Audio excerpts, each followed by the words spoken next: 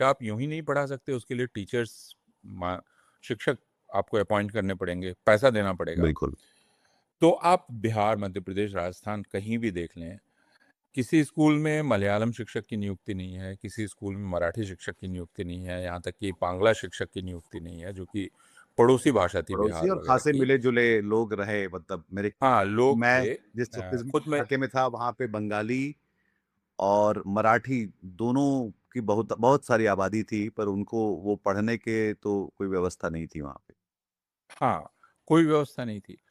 तो लेकिन अगर आप फिर ध्यान दें तो केरल में हिंदी पढ़ाई जा रही थी, कर्नाटक में हिंदी पढ़ाई जा रही थी, बाकी जगह हिंदी पढ़ाई जा रही थी।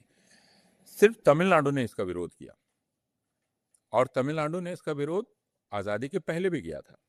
अब यह भी ध्यान रखिए कि तमिलनाडु के एक बहुत बड़े नेता थे, सी राजगोपालाचारी, जो भारत के भी बहुत बड़े नेता थे, और वो हिंदी के प्रचारक थे आज़ादी के पहले। जी।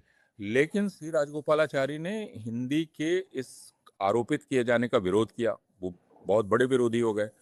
अब हिंदी का प्रचारक हिंदी का विरोधी होगा, क्यों?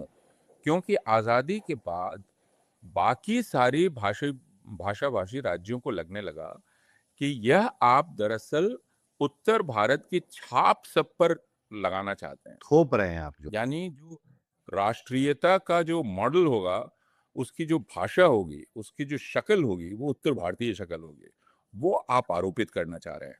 उसका सबसे मुखर विरोध तमिलनाडु में हुआ, जिसका नतीजा हुआ कि तमिलनाडु ने द्विभाषा सूत्र फॉर्मूला निकाला। अब अगर आप कहेंगे कि इसको दो स्तर पर देखिए, जैसे मैंने कहा कि पहला, यह एक भारत की राजनीतिक आवश्यकता थी, भावनात्मक आवश्यकता थी। उसके चलते आपने एक तरीका निकाला, त्रिभाषा फॉर्मूला।